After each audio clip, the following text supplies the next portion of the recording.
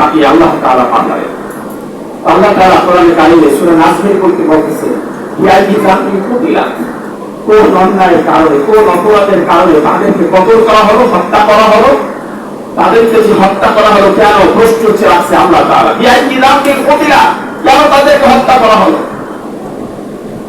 কন্যা সন্তান জন্ম লাভ করলে তারা লাঞ্ছিত হতো, অপমানিত হতো, বন্ধুদের সামনে বলতে পারত না যে আমার কন্যা হয়েছে।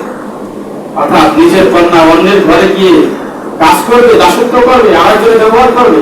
এই জন্য তারা ওই সময়কার জাহিলিয়াত এতটা লিমিট ক্রস করেছিল, অন্ধকার অপরাধ এতটাই অতিক্রম করেছিল, তারা না কন্যাদেরকে এতটা হেয় প্রতিপন্ন করেছিল। অর্থাৎ কন্যাদেরকে তারা মানুষ হিসাবে সমাজে কোনো মূল্যায়ন ছিল না। সেই নারীর অধিকার বিশ্বনবী মুহাম্মদ রাসূলুল্লাহ সাল্লাল্লাহু আলাইহি ওয়াসাল্লাম দিয়েছেন। রাসূল পাক সাল্লাল্লাহু আলাইহি ওয়াসাল্লাম এমন একটা সময় তিনি আবির্ভাব করেছেন। বন্ধুগণ, বলতেছিলাম এমন একটা সময় হুজুর পাক সাল্লাল্লাহু আলাইহি ওয়াসাল্লামকে প্রেরণ করেছে। এর পূর্বে তারা একটা একটা করে মূর্তি কাবা গৃহে উঠাইতে উঠাইতে 307টা মূর্তি, 60টা মূর্তি উঠিয়ে ফেলেছে। তারাও কিন্তু সেই কাবাকে রেসপেক্ট করতো, নামাজ পড়তো, কাবা তাওয়াফ করতো, জিয়ারত করতো, আল্লাহ তাআলাকে বিশ্বাস করতো। শুনলেন, ওই খুজা গোত্রের সর্দার আমর বিন লুহাই একজন ব্যক্তি ছিল। কাবা ঘরে কিভাবে মূর্তি উঠে ইতিহাস আমরা সূচনায় লিখে গেছি। একজন ব্যক্তি সর্দার, খুজা গোত্রের একটা গোত্রের নাম। এখন আমরা যখন মুন্সি, হাওলাদার, শিকদার, আল্লাহ তাআলা কোরআনে কারিমে বলছে যে আমি গোত্রে গোত্রে তাদেরকে বিভক্ত করেছি যেন তারা একে অপরে পরিচিত হতে পারে। সুবহানাল্লাহ। কিন্তু আমরা এক পিতা এবং এক নারীর সন্তান, এক পিতা এবং এক নারীর সন্তান, সকলে আমরা দুই ভাই এবং বোন, পৃথিবীতে সবাই। তো ভাগ করেছে, গোত্রে গোত্রে বিভক্ত করেছে যেন আমরা পরিচিতি লাভ করতে পারি কোন গোত্রে কোন বংশে। ঠিক তেমনি ভাবে ওই সময়কার খুজা গোত্রের সর্দার ছিলেন আমর বিন লুহাই। এই আমর বিন লুহাই তিনি একজন ব্যক্তিত্ব সম্পন্ন ছিলেন, সমাজের গুরুত্বপূর্ণ ব্যক্তি ছিলেন, তার কথা মানুষকে অনার করত। তিনি করলেন কি, শাম দেশে গেলেন সফর করতে। শাম দেশে গেলেন সফর করতে, ভ্রমণ করতে। তো শাম দেশে অসংখ্য নবী ও রাসূল আল্লাহ তাআলা প্রেরণ করলেন, পাঠালেন। তো এই শাম দেশে ওরা এই নবীদের মূর্তি তৈরি করে, নবী তো নাই, নবীদের মানে প্রতিচ্ছবি তৈরি করে দেয়ালে বা মাটির তৈরি করে, গাছের বিভিন্ন তৈরি করে, তারা সেই নবীদেরকে পাশে রেখে ইবাদত করত। নবীরা যেমনি ভাবে দাওয়াতি কাজ করেছে এবং তাদেরকে ভয় পেয়েছে যে তিনি তো একজন লিডার, নেতা, সে একজন আমাদের দায়িত্বপ্রাপ্ত ব্যক্তি, তাকে মানত, সময় কালের আবর্তনে একটা গোত্র বংশ মানুষ মানত।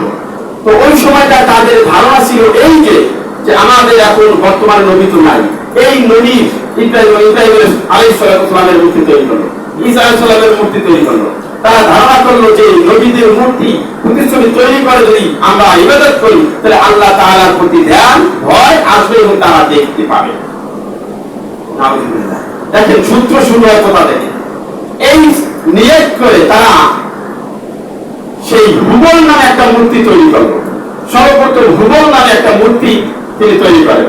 এই মূর্তি আরাধনা করার জন্য, পূজা অর্চনা করার জন্য শাম দেশ থেকে এই ভদ্রলোক, কি নাম, খুজা গোত্রের সর্দার আমর বিন লুহাই, তিনি এই মূর্তিটি নিয়ে এসে মক্কাবাসীদের কাছে এইটার গুরুত্ব তাৎপর্য তিনি বোঝাতে সক্ষম হয় যে ওই শাম দেশে কেন বেরোত করে। এখন চিন্তা করতে হয় শাম দেশে তো অসংখ্য নবীরা চলে এসেছে এবং ওই এলাকা তো আল্লাহ রহমতপূর্ণ এলাকা, বরকতপূর্ণ এলাকা, তারা তো আমাদের থেকে ইসলাম বেশি জানে।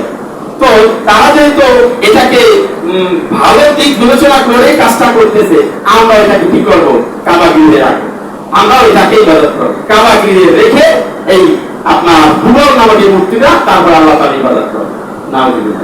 এই সর্বপ্রথম মূর্তি কাবা গৃহে গড়ে একটা একটা করে ঘুরতে ঘুরতে হুবল, মানাত, লাত, জাতিরা, উজ্জা, এইভাবে অসংখ্য ওয়াক্ত, সুয়া, ইয়াগুস, নাসর, জিদ্দা, বিভিন্ন মূর্তি 360টি মূর্তি একে উঠে গেল।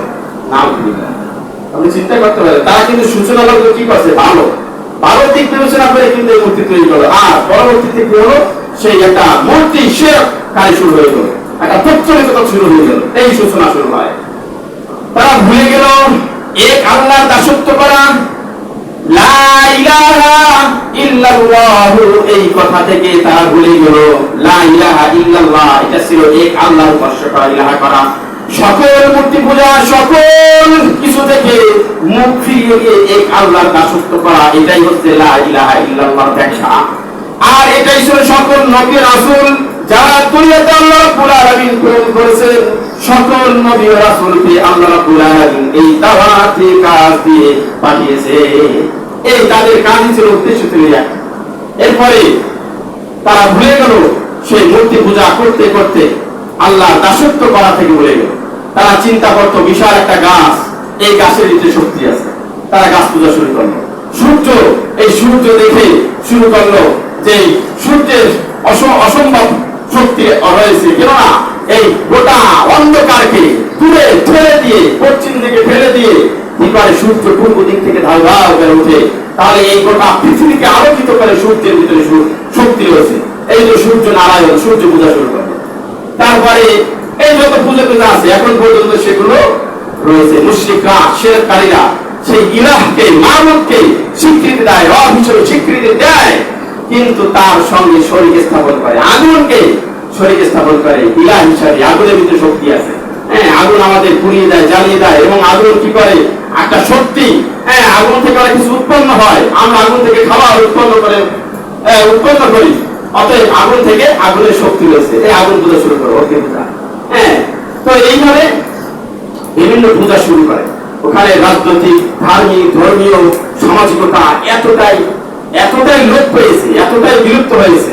আল্লাহ রাব্বুল আলামিন পরবর্তীতে কোরআনে কারিমে সূরা নিসা 22 নম্বর আয়াতে বলতেছেন, ওয়ালা তানকিহু মা নাকাহা আবাকুম মিনান নিসাই ইল্লা মা ক্বাদ সালাফ ইন্নাহু কানা ফাহিশাতাও ওয়া মাকতা ওয়া সাআ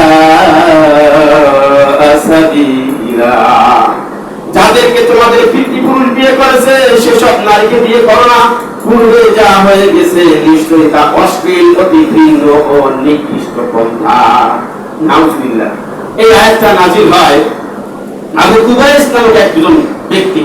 তো হুজুর পাক সাল্লাল্লাহু আলাইহি ওয়াসাল্লাম আবির্ভাব হওয়ার পরে, তার রিসালাত আসার পরে, তখন সেই ব্যক্তি তার সৎ মাকে বিবাহের প্রস্তাব দেয়।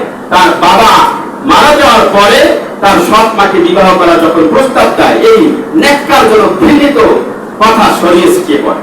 তার সৎ মা বলে যে তুমি আমার সন্তান সমতুল্য, আমি তোমাকে কোলে পিঠে করে মানুষ করেছি, তোমার সাথে আমার সাথে এরকম, আমার সাথে তোমার এরকম আচরণ শোভা পায় না, তুমি এরকম কথা আমার সঙ্গে উপস্থাপন করতে পারো না। এই বিষয়টা হুজুর